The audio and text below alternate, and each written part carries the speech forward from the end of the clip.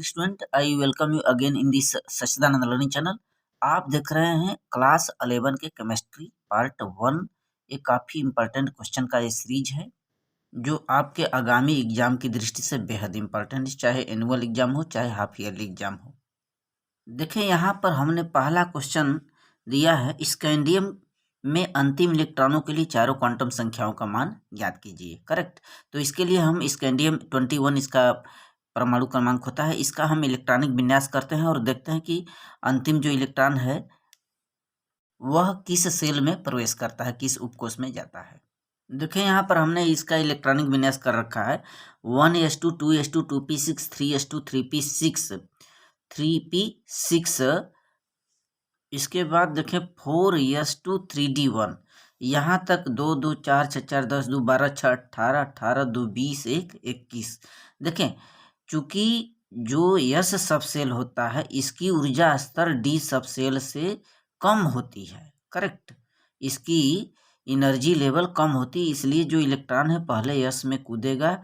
यह इसमें 2 इलेक्ट्रॉनों की जरूरत पड़ती है यस सबसेल को पूरा होने के लिए, तो यह भर जाएगा तभी यह इसके आगे डी सबसेल में प्रवेश करेगा। करेक्ट।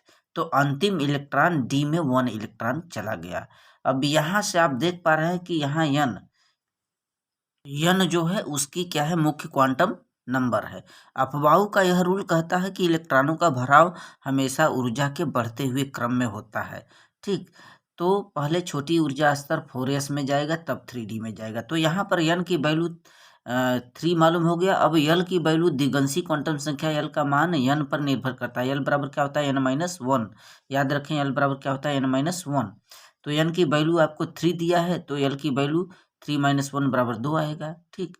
तो यल की वैल्यू आपको 2 मालूम हो गया। इसी के साथ जो यम की वैल्यू है चुंबकीय क्वांटम संख्या यम बराबर क्या होता है -l से +l तक होता है। इसके लिए तो यल की वैल्यू 2 है तो इसका मान क्या हो जाएगा -2 से +2। टोटल वैल्यू 2l + 1 होता है, अर्थात इसको हम लिख सकते हैं -2 -1 0 फिर +1 अब +2 लिख सकते हैं। ठीक। अब इसके लिए जो स्पिन क्वांटम संख्या यस की वैल्यू है देखें 3d1, क्योंकि डी सबसेल डी में कुल 5 उपकोष होते हैं 1 2 3 4 5। तो इसमें देख रहे हैं कि एक इलेक्ट्रॉन कूद रहा है पहले में, तो इस एक इलेक्ट्रॉन के लिए इसकी जो दिशा होगी स्पिन की +1/2 होगा। ठीक। यही यदि 2 इलेक्ट्रॉन होते तो ±1/2 कर देते। नेक्स्ट क्वेश्चन नंबर 2 देखें, हमने दिया है कि आधुनिक आवर्त नियम क्या है। जो पीरियाडिक टेबल है मेंडलीव का आधुनिक आवर्त नियम ये बोलता है कि तत्वों के भौतिक और रासायनिक गुण उनके परमाणु क्रमांकों के आवर्ती फलन होते हैं, अर्थात परमाणु क्रमांक के बढ़ते क्रम में उनका गुणधर्म निर्धारित होता है। ठीक। यह है क्वेश्चन नंबर। नेक्स्ट है, क्या होता है जब एल्यूमिना तथा कोक के गर्म मिश्रण पर क्लोरीन गैस प्रवाहित करते हैं। देखिए एल्यूमिना का सूत्र जो होता है Al2O3 होता है। Al2O3 पर जब कार्बन कोक की अभिक्रिया कराकर उस पर क्लोरीन गैस प्रवाहित करेंगे तो क्या बनेगा, लुक्सिट। देखिए एल्यूमिना का जो फार्मूला होता है Al2O3 होता है। अब एल्यूमिना पर ये कोक चूर्ण लिया गया है, साथ ही साथ इस पर Cl2 गैस प्रवाहित किया जा रहा है, तो ये हमारा निर्जल एल्युमिनियम क्लोराइड बनाएगा, यानी इसमें वाटर की मात्रा नहीं रहेगी। इसका फार्मूला क्या होता है AlCl3। ठीक। अब प्लस साथ ही ये जो कार्बन है यहाँ से ऑक्सीजन को रिड्यूस्ड कर देगा, CO बना लेगा, CO कार्बन मोनोऑक्साइड। करेक्ट। अब यहाँ पर आप देख पा रहे हैं एल्यूमिना में इसको संतुलित करने के लिए Al2, यहाँ एल्युमिनियम की 2 मात्रा लिए गए हैं तो यहाँ 2 करना पड़ेगा। जैसे ही आप 2 यहाँ लगाएंगे तो 3 × 6 यहाँ पर क्लोरीन को संतुलित कर देंगे, यहाँ 3 का गुणा करेंगे 3Cl2 हो जाएगा। साथ ही साथ यहाँ पर एल्यूमिना में ऑक्सीजन की मात्रा 3 है यहाँ पर, तो इसमें हमें CO में 3 का गुणा करना पड़ेगा, तो ऑक्सीजन 3 हो गया। इसी के साथ जो कार्बन है कार्बन भी 3 आपका हो गया, तो इसका मतलब यहाँ पर 3 का गुणा करेंगे, यही संतुलित इक्वेशन है। नेक्स्ट क्वेश्चन चेक करेंगे। क्वेश्चन नंबर 4 देखें, यहाँ पर IUPAC नाम पूछ रहा है जो कि इम्पोर्टेंट है आपके केमिस्ट्री का। यहाँ पर एक लंबी श्रृंखला दी गई है CH3 CH2 CH2 CH CH2 CH, इस तरह से लंबी श्रृंखला है। यहाँ पर देखिए एथिल ग्रुप लगा है, यहाँ पर मेथिल ग्रुप। तो नामनक्लेचर हम सबसे लंबी श्रृंखला को पकड़ करके करते हैं। ठीक है। और नामनक्लेचर अब बात इधर से करें कि यहाँ से करें जिधर हमको कोई क्रियात्मक समूह या कोई एल्किल ग्रुप पकड़ में आ जाए वहीं से करते हैं। तो यहाँ से देखते हैं 1 2 3, इधर से भी देखते हैं 1 2 3, दोनों बराबर है। जब दोनों और कोई एल्किल ग्रुप बराबर होने की दिशा में क्या होता है कि हम ABCD के क्रम में इसको लिखते हैं, जो पहले वर्णमाला पहले आएगी उसी की तरफ से हम इसको काउंटिंग करेंगे। तो देखें, एथिल में ई से शुरू होता है, मेथिल में यम से शुरू होता है, यम बाद में आता है, ई पहले आ जाता है अल्फाबेट क्रम में। तो यहीं से शुरू करेंगे 1 2 3 4 5, लुक सीट, यहाँ से शुरू करेंगे 1 2 3 4 5 6 7, 7 है तो हेप्टेन हो जाएगा। तो यहाँ पर तीसरे स्थान पर कोई एल्किल ग्रुप लगा है और पांचवें स्थान पर एल्किल ग्रुप लगा है। तो यहाँ हम लिखेंगे इसको 3 एथिल, 5 है तो 5 मेथिल, अब 7 है और सिंगल बॉन्ड सब है तो इसको हेप्टेन कहेंगे, हेप्टेन, इसका यूपीएससी नॉमेनक्लेचर है। सेकेंड वाला देखेंगे CH3 CH2, यहाँ पर बनाया है OH ग्रुप लगा है COOH, ठीक है। तो कार्बन की अधिकतम संयोजकता वैलेंसी 4 होती है। तो यहाँ पर देख रहे हैं कि 4 से ज़्यादा है, 1 2 3 4 5, यहाँ से एक यह छटाना है, इसका नॉमेनक्लेचर आइए चेक करते हैं। तो यहाँ पर काउंटिंग कहाँ से करेंगे, जहाँ से कोई आपको क्रियात्मक समूह यहाँ पर OH ग्रुप लगा है, तो यहीं से करेंगे 1 2 3 4, 4 लगा है, ब्यूट हो जाएगा, ब्यूटेनोइक। तो यहाँ पर देखें कि दूसरे स्थान पर क्लोरो भी लगा है, मेथिल भी लगा है। तो ABCD के क्रम में पहले C आता है तब M आता है, करेक्ट। तो यहाँ लिखेंगे 2 क्लोरो 2 मेथिल, दो स्थान पर दोनों है इसलिए 2 क्लोरो 2 मेथिल ब्यूटेनोइक अम्ल, 2 क्लोरो 2 मेथिल। यहाँ ब्यूटेनोइक कैसे हो गया, चूंकि 4 है तो ब्यूट हो गया, यहाँ से COOH होने पर इसको ओइक जोड़ दिया जाता है, ब्यूटेनोइक एसिड।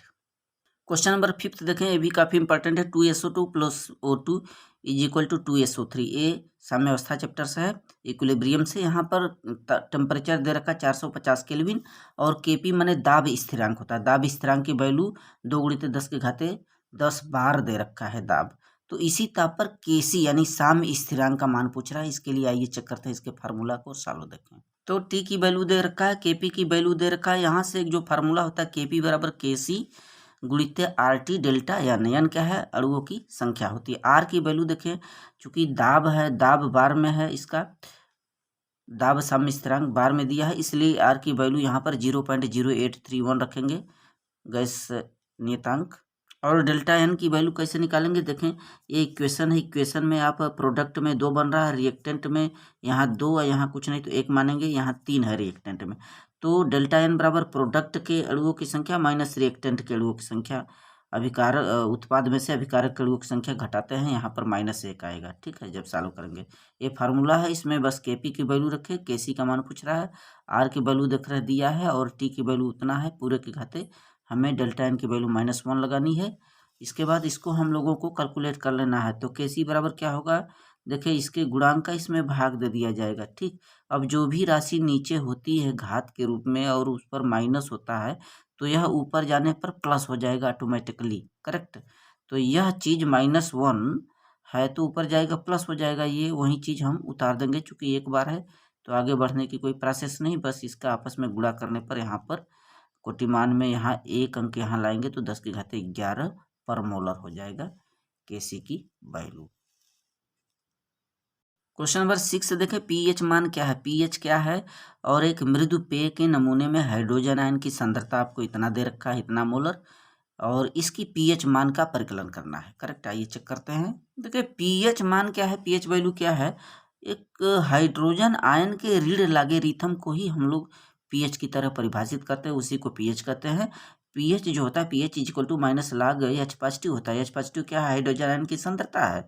तो यहाँ पर pH मान पूछ रहा है, हाइड्रोजन आयन की सांद्रता आपको दे रखा है इतना, pH मान का यही फार्मूला रखिए, pH बराबर क्या होगा -log H+। तो H पॉजिटिव की वैल्यू यहाँ पर इतना है 3.8 गुणित 10 की घात -3 log A इंटू बी का फार्मूला क्या होता है log A plus log B। चूँकि यहाँ माइनस है तो कोष्टक के बाहर लगा देंगे। ठीक है, अब इसको यहाँ पर चेंज करेंगे तो प्लस माइनस का माइनस हो जाएगा।